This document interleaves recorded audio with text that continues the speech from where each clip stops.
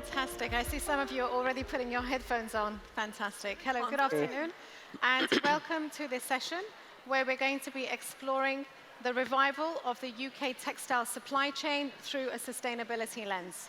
My name is Malini, and I'm with Globe International, a legislators organization, but also chair of the Institute for European Environment Policy. And I'm delighted to welcome you. I'm going to serve as the moderator. I would like to recognize three of my wonderful panelists who are joining us in person, and one of our panelists who is joining us from overseas. And I think he's going to identify where. I think it's Shanghai that actually he's going to be joining us from. So let me, without further ado, I see Ife already on the screen. So let me introduce my wonderful panel. To my left, I have Jenny Holloway. Hello. Who is from Fashion Enter. And to her left is Cyndi Rhoades with Circle 8 and Worn Again Technologies. And at the end, we have Graham Clark from British Wool. And we're joined online by the designer Ifeanyi, Okuwadi, who's joining us, as I mentioned, from Shanghai. So we have a little bit over half an hour with you all. We wish to make it as interactive as possible. First of all, I hope many, if not most of you, have seen that fantastic display as you enter into the main concourse. There are a couple of, there's a whole corner which explains the challenges and the opportunities to the UK textile supply chain from a sustainability lens. And with thanks to Alexander McQueen, and would like to recognize the support of Gillian, who's also here in the room with us. Thank you, Gillian. And to Nina Morenzi for her leadership in pulling together this panel, and of course for bringing this Future Fabrics Expo here for us all. In terms of the challenges before us, of course, I'm not from the sector, but I've had a pretty steep learning curve, because although we haven't met in person before, we had a really interesting exchange a couple of weeks ago, because each of you are at different ends of the spectrum. You're at different parts of the textile ecosystem in the UK, and the focus is very much on the UK. And what a few years it's been. Yeah, so of course we've had Brexit. People remember that? Yeah, we can talk about it now. Yes. Because the chickens are coming home to roost, as many people had already warned that it's going to lead to considerable shock and awe and disruption, and it has indeed. And the fashion and textile industry has been almost laid flat on its back as a result of that. So we have now 6 years of reflection on that. There have also been the economic shocks after that, the inflation, which is turning off customers and increasing the cost of raw materials, and of course the supply chain disruptions. So all of these issues, and COVID indeed, yes. Oh yeah, not to forget the global pandemic. Yeah. And who knows what else is in store, we all say with a cheerful countenance. So this is all really about managing our risks and being resilient to these shocks. So what I would like to do is to start by inviting all of the panelists to reflect on why we're talking about the revival of the UK textile supply chain. What does that actually mean from where they sit in the ecosystem? So let me start with you, Jenny, and then we'll just work our way through. And once we've had those first round of reflections, we'll pick up on some of the key pain points that you've identified, as well as the opportunities, because I'd like for us to conclude with some recommendations, some clear outcomes that we can then take forward, because of course, within a year, we may have elections, we may have a new administration. So it's really about thinking afresh and thinking about how do we want to shape the policy environment. So back to you, Jenny. Thank you. Hello, everyone. My name's Jenny Holloway, and I'm the CEO of Fashion Enter. Fashion Enter is a not-for-profit organisation. We're in year 18. And previous to that, I was a senior buyer at Arcadia, and I was at Marks and Spencer's. So I've jumped onto the other side of the fence into garment manufacturing, and I'm an absolute advocate of Made in the UK. Why it is not at the forefront of every retailer, I do not know, but I'm also an advocate of education. So we've got the Fashion Technology Academy, and we have levels 1 through to level 5 on skills, stitching, pattern making. That's the skills that we need within that industry. I think the last 2-3 years have been absolutely turbulent. I've never known anything like it, and I've been in the industry nearly 40 years. So I can look at it from both sides of perspective, retail as well as manufacturing. And actually, with COVID, we had a bit of a kick because during that time there was great issues with freight. There was I think freight went up times 5. Now, and then we're in this situation whereby we've got a factory in Wales, we've got a factory in Haringey, and then we've got sites in Islington and Leicester. So we've sort of gone from these ridiculous situations of having 110,000 T-shirts to make because there was no freight, it was just too difficult, to then nothing. And so from a made in the UK perspective, that's incredibly difficult to keep the best part of 200 staff together.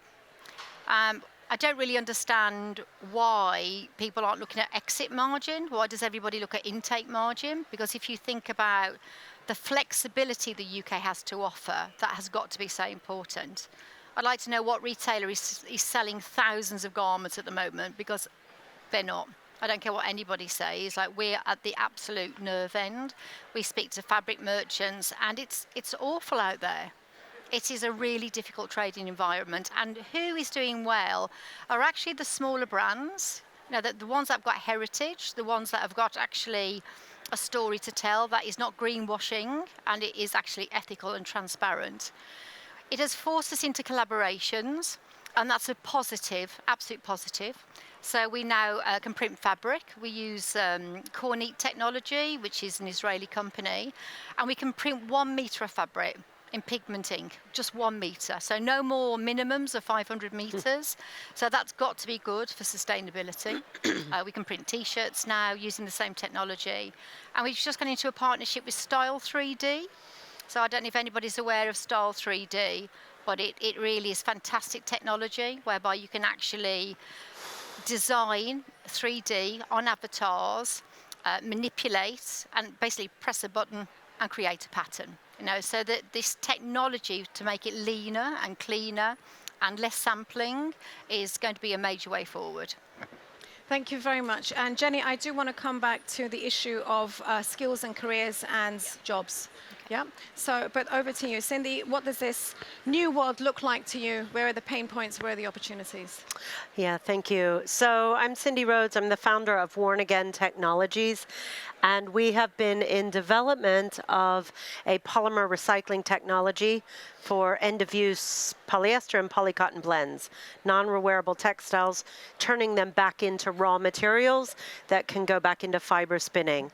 And in some ways, we've been a bit lucky because we're still pre-commercial. We've been in development since 2012, so we sort of sideswiped the whole Brexit thing in that being in development, we were able to carry on even with the pandemic.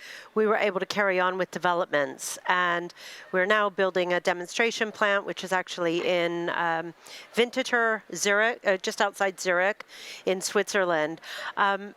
But coming back to the UK, my new company, Circle 8 Textile Ecosystems, is focusing on the UK market and licensing a Worn Again plant here in the UK, but also focusing on moving the sorting and pre-processing of post-consumer textiles, evolving that forward so that we'll be able to supply and redirect those non-rewearable textiles into mechanical and chemical recycling here in the UK. And so I think for us, from a plant production perspective, which will come into play in the next 2 to 3 years, and from a company that's looking to evolve the way textiles are collected and sorted, things around, well, what does it mean not being in the EU anymore? What does this mean for the trade of textiles, for end-of-use textiles, for the feedstock that comes from it, for the outputs that are produced? There are a lot of issues that are going to come into play there. And I think for us, what's really important is that the UK government ensures that we have an appealing environment to manufacture. And so that's really our key. And I think we've seen some really good signs with some of the government funding that's coming out now. We received we're part of a consortium called ACT Demonstrator. It's looking at evolving the sorting and recycling side of things in the UK, and it's the first stepping stone really to enable fiber-to-fiber recycling to happen here in the UK. So there's lots of variables. We need cheap renewable energy, we need good land prices, there will be some form of subsidies that will be required to transition. But I think my final point here is that because we're on this side of it, the kind of pre-commercialization, we're part of, collectively and collaboratively, part of designing this new system for circularity. So we have an opportunity here to get it right, to get the logistics right, to get the sorting right, to bring all the brands and retailers and the collectors and sorters together. So I think in some ways, Brexit is what it is. I'm hoping that we can use it as an opportunity to really develop and design a well-functioning circular ecosystem for textiles here in the UK. Doesn't mean we'll be able to produce everything, but for sure, if we can make it make sense to turn non-rewearable textiles into new virgin equivalent raw materials that can go back into spinning, into fiber and yarn manufacturing. Maybe that has to be exported and done elsewhere, certainly in the first couple of years. But it will start making sense from an economic perspective, not only economically, but also we'll be solving the problem of textile waste. So I'm very hopeful about where we're heading. Thank you. That's such an optimistic take. I think necessity is the mother of invention. And as you say, I mean, you have a relative startup, and you've managed the last few years of incredible turbulence and disruption very well. So moving to you, Graham, you're at the other end of it because you're in the heritage sector. Very much. So reflecting on the legacy, I mean, how are you leaning into this new environment? So, hi, afternoon, everybody. My name's Graham Clark, and I'm the marketing director at British Wool. And we're very much at the start of the supply chain. So we represent the farmers in the UK. So we deal with around 35,000 farmers across the UK and handle around 80% of all of the wool produced in the UK. And really our aim is to maximise the returns for the farmers' wool, which has been very, very challenging with COVID, with the cost of living crisis. Everything that's gone on in the past few years has made it really challenging.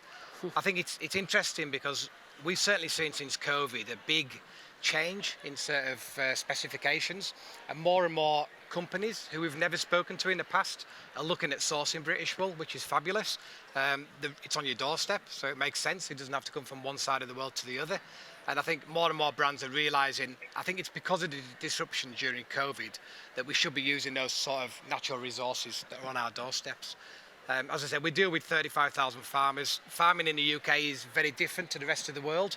We have the largest number of breeds. Probably don't know this, but we have over 60 different breeds of sheep in the UK, all quite regional specific. If you compare that to other wool growing nations, Australia, New Zealand, South Africa, they've just got a handful, probably 4 or 5 different breeds. So it's really diverse, our wool. And one thing I will say, if there's any designers out there, British wool's not just for carpets. It is a diverse fibre and it does go into all sorts of applications. We've got a stand as you come in, and you'll see how amazing British wool is really as a fibre, and how it can be sort of made into much softer garments as well as the coarser garments. Thank you so much, Graham. You're such a passionate advocate for that made in Britain, and then bringing it back to also the incredible biodiversity that we have amongst our sheep stock.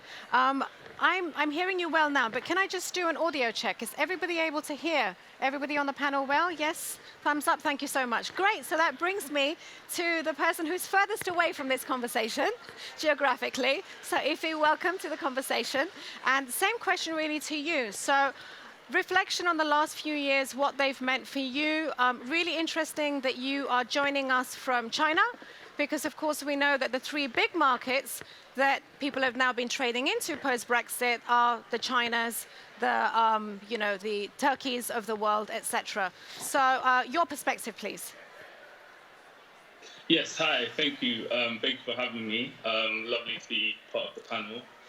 So my name is Ifeanyi Okuwadi, and I have a namesake brand that's been established in 2001. So during the time of COVID, so I understand the turbulence having like starting a company and having a company and starting to build it up during this time. Although it is a small to medium-sized company, so we're far more flexible than these chains and bigger retailers.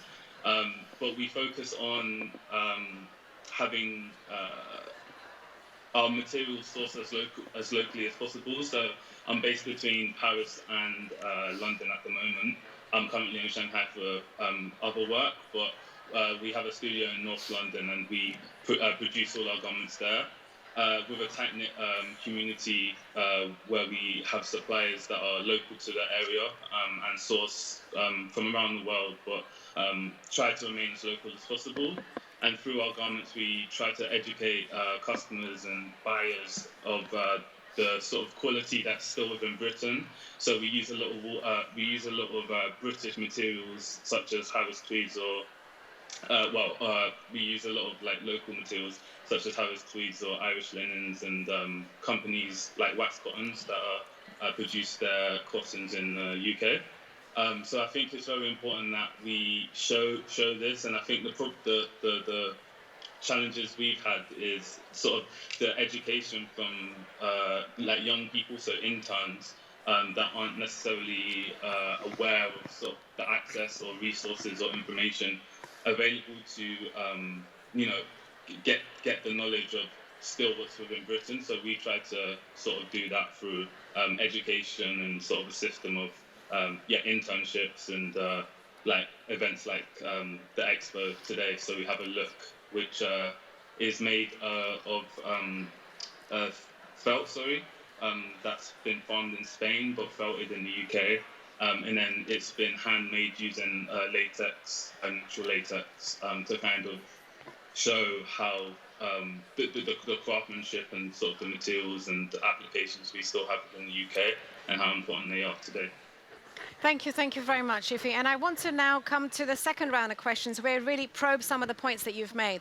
So, Jenny, with you, it's really interesting what you said about adopting new technologies. Yeah. And that's great because there's a huge surge in innovation in the sector. Yeah, so whether it is on the recycling end or the generation of new materials end. But that requires a trained workforce. So it means that you have to retrain the older workers, and you have to introduce young workers, new workers, whatever their backgrounds would. How have you managed that challenge? Because you do have a skills academy. Yes, so I think it was about 2013. We had real problems recruiting the right labour. You know, whatever anybody may think, machinists are exceptionally skilled. You know, they are so skilled, and they are not appreciated enough. And our workforce is 95% European. Obviously, when we had Brexit, we had very offended machinists. Machinists that walked out, machinists that went straight back home, felt unappreciated. They're all paying their taxes. By then, we had an established academy, but we did have to write the qualifications because the qualifications we found were not fit for purpose. Now, if anyone's ever threaded up a 5-thread overlocker, it's really difficult. You know, you've got sort of threads going in all directions. So we went from a level 1, we go up through to a level 5, and it's great because it gives everybody a chance. And I think during these times now, our learners, you know, most of them are young brands. They are making to order. They're doing bespoke orders. We have at least 60 people on our courses at any one time. So that shows me that Gen X, Generation Z and Alpha, they really want to do old is the new. They are recycling, they are upcycling. There's a lady over there called Leah, who is one of our apprentices, and she's just qualified. She's one of our digital ladies. And, you know, I look at Leah and I think, actually, you're the future. She doesn't buy anything new. She recycles. She's on it. She's really good on TikTok. I'm like, I'm selling her. I'm selling her here. You should be here. Yeah. But I just think it's changed. It's just morphed so much. We're working with M Brown at the moment, so we've had consistency with M Brown. Patrick Grant from Community Clothing has been excellent, and also the Very Group. Those three have been outstanding retailers that have really supported Made in the UK. So I'm going to say credit to them openly to everybody. There's others, which I shall not name, that have been incredibly disappointing. And what we've done is we've changed. We are now repurposing. We are doing upcycling classes. We did a great recycling class recently with Net-a-Porter. Now, and I think retailers need to find a new way forward, to repurpose and really upgrade what they're doing. Because what are you going to do with all your rejects and your return stock? And people are not buying to the same level. Now, so there's a massive onus of responsibility out there on the big brands. And thank you for doing that name check of the retailers, because of course that's what encourages everybody else, the others, those who are the laggards. So thank you very much. Cyndi, if I can come to you next. You spoke of the need for an appealing and attractive environment, policy environment. Is that enabling environment for innovators like you that's really needed? I would like your thoughts on what the government is doing that's working. Innovate UK is one of the initiatives that's also mentioned, I think, on the board outside. But there needs to be many others. If you can, reflect on what's working, but also who are the others? For example, in Europe, we have a circular economy directive. So that really is a very strong mandate for this transformation of the industry. So what would you like to see more from government? Well, it's a big question. I think the initial funding commitment was a positive sign, but it's not a huge amount in the whole scheme of things. We really need a recognition that the textile industry, there is huge opportunity here, especially if we start turning our non-wearable textiles into new raw materials. It's an industry that doesn't exist today. And I don't think that side of it is super clear yet. So I'd like to see more around that.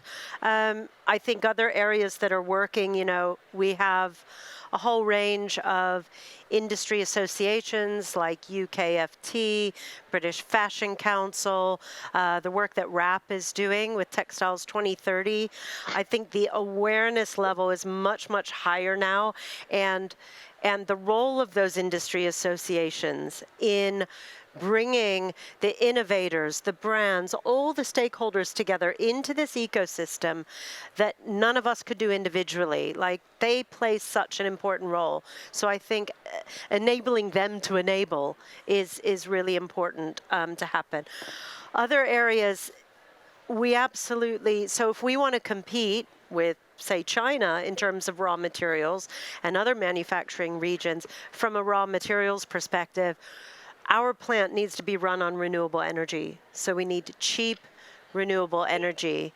I think there are areas as well where we need to get creative around maybe looking at different industries benefiting off each other, creating these industrial ecosystems where manufacturing plants can feed off each other and work together, and more of a systemic approach to how we design this new manufacturing approach, because there's huge potential there. And I think if we're all working in our silos, it's not going to work. So a lot more kind of collaborative planning when it comes to manufacturing. And then finally, harnessing the financial sector.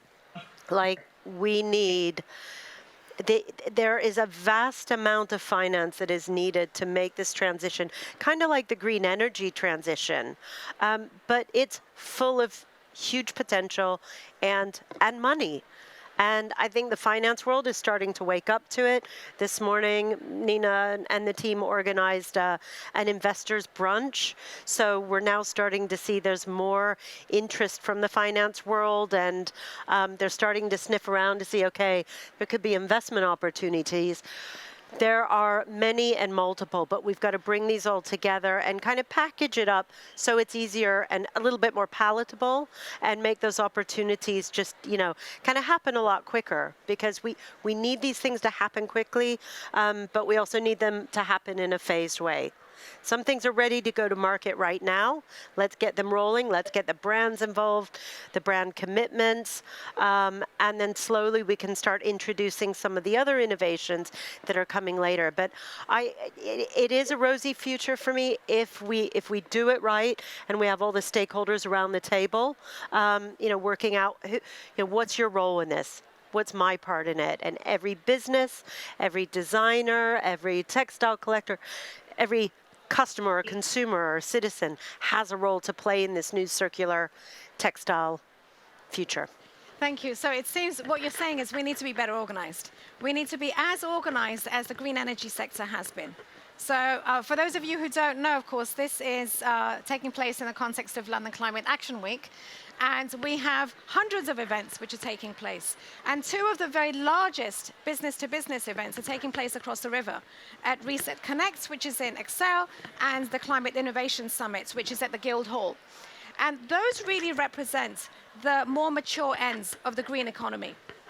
They're who you would understand as being the typical green businesses. And I think one of the shaping of the new narrative is to recognize that the fashion and textile sector is also part of that green economy. And that we should create those clusters. We have clean tech clusters in the universities and other institutes across London. And maybe that's something that we could do for next year here, is merging. That's the idea. Merging the green energy and other sectors. Oh, Nina already knows. We are already plotting. We are already plotting that this is going to be hugely attractive, because who's not excited by fashion and textiles? Yeah. So coming to you, Graham, and we'll finish with both of your remarks, and then I do want to open it up and use at least 5 to 10 minutes for an interaction with those who are here. But really, I mean, you are in a sector which is reinventing itself. So would really love to hear your thoughts about how that's taking place, who your new customers could be. So, as I said before, since COVID, more and more manufacturers have started sort of realising that it is a lot easier to source on your doorstep, but also there's the environmental aspects. So, I mean, wool it ticks all the boxes basically. It's regenerative, you don't need to wash it as often. When you do wash it, the fibres that come off it, they disintegrate into the ocean, so you don't get any microplastics.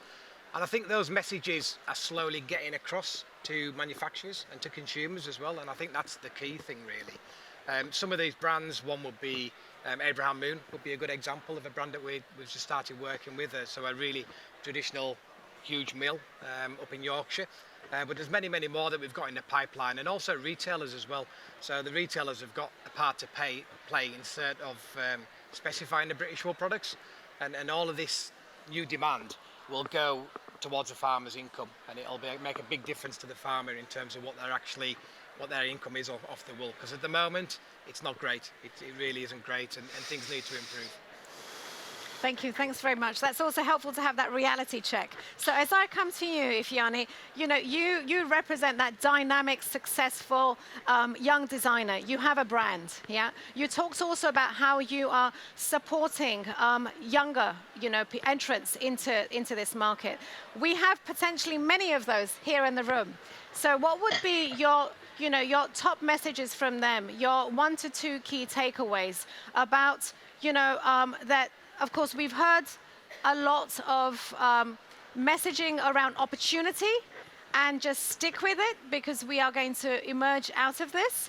But keeping faith with the UK, as you have, what would be your key messages to those who are perhaps thinking of moving overseas? I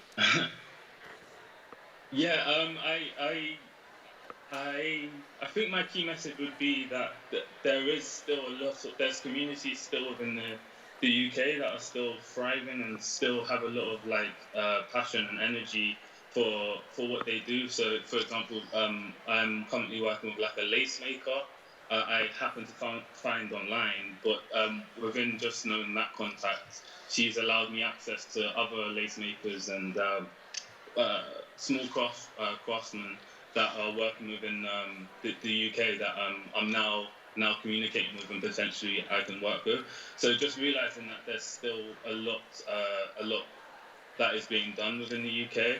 But I just don't feel like there's much an incentive in terms of sticking with it now at the moment, I'm afraid. But I still believe, it starts at an educational level, and I feel like the knowledge and sort of the resources need to be developed there to enable a younger generation to really fully grasp the capabilities that we'll have in the future. Thank you very much. So at this point, I'd love to open it up to those of you who've got questions, comments. There's one already. I'd love to take perhaps 2 or 3 together. Yes, so if you can kindly just introduce yourself and then let us know who you want to direct your question to. Hi, I'm Becky. I'm a freelance designer. I generally specialize in outdoor technical stuff, but my question, I think it's probably a kind of fashion enter question, because you touched on something similar. Do you think that within the UK industry there is legitimate space for remake and refashioning of garments before they get to the point where we can put them into a recycled system, beyond the people selling on Etsy and Depop that are kind of doing it out of small studios? Do you think there's kind of scope for that kind of to be a legitimate part of the fashion industry within the UK? I think truthfully there wasn't, but I think there is now. So there are people in the industry like Simon Platts, who used to be the sourcing director of ASOS. So he left ASOS and he's joined a company, or it is actually his company CEO, of a company called Reup, R-E-U-P. And we're talking to him at the moment about using our Welsh factory for exactly that reason. That's why I'm saying I don't think there was. And I also don't think that the economies of taking a garment, unpicking it, redoing it, and then trying to sell is there at the moment either. But we've created the micro factory concept, so we have little clusters of our ladies now that overlock a lock stitch that'll work together with a cover stitch on the side, with a specialist machinery of buttonhole felling, etc. And you can get it to work, but then, it's always that time versus cost. Now, so we have to be realistic, but I think if something doesn't happen, then on the recycling, repurposing, then that's a major waste. Good question. I have a feeling that you may want to come in on this also, because there is no such thing as waste. Well, there isn't, but also I'm just chuckling because when we started out in 2005 with Worn Again, we started in upcycling and taking old materials, turning them into new products, and trying to sell them. And it's a creative, great idea, but trying to turn that into a business model is different. I know times have changed, and there's companies like Bank and Vogue who are making it work with their India production and global brand partnerships. But it's a different time now. I don't know if we can get the wider kind of consumer base to move into that space, maybe make it cool. We can but try. For us, the economics were the challenge because everyone expected products to be cheaper. So, and it's a style thing. It may not be for everyone, but there's definitely a place for it in the whole portfolio of circular solutions and in the hierarchy. So, Becky, I hope that you're satisfied with the answers. Yes, and of course, I think you may be staying on, so please collar them afterwards for a conversation. So we've got a bit more time for some more questions. Yes, the lady in the front, please. Hi everyone, I'm Jo Sauter. I'm a brand owner and a consultant. In terms of sustainability, it's obviously be fantastic if we could do everything locally, we could recycle everything. But we're part of a world, aren't we? And things like cotton, for example, we're going to need to get from somewhere else. So how can we make sure that when we're sourcing in the right way, recycling and upcycling and all of that, but also choosing our products from sustainable and ethical supply chains from the rest of the world? Thank you. And before the panel comes to that question, I would also like to, because that will be, I think, the last question to the panel, yes? Because I'd like everybody to reflect on that, because, of course, that was already part of your business model, I'm sure. But the other challenge, the kind of elephant in the room, is that we are all, preaching to the converted here. Otherwise, you wouldn't be at the Future Fashion Expo. But if I think of, my children, they are all the time in the playground, the conversation is around fast fashion. It's around what shine has dropped and who's bought how many garments. So the trend is still in the other direction, which is fast consumerism. So how are we, what are the successful means to challenge that trend also? So both on the sourcing side, sustainable supply chains globally, and then perhaps we can end with if you can work that into your final remarks. Ify, why don't I start with you? So this is the last round. Yeah, so there were two sets of questions. So the first is how you tackle the commitment that there still is amongst consumers to fast fashion. And on the other hand, what you are doing yourself to ensure that your own sourcing strategies apply principles of environmental stewardship and ethics. I think it's very difficult to change the mindset of the general public of the attitude towards fast fashion. It's very much ingrained within our culture. It's all over the high streets. But I think the one way I know I'm personally tackling it within my own design practice is by offering, again, a sort of education and raising awareness by really communicating that message of why it's better to buy a garment that's been made in a way which doesn't sort of pump out and pollute and ultimately destroy our environment. I feel that really resonates with people, especially if they can see it. So my job is, as a designer, is to kind of show that through the garment and through the construction and through the material.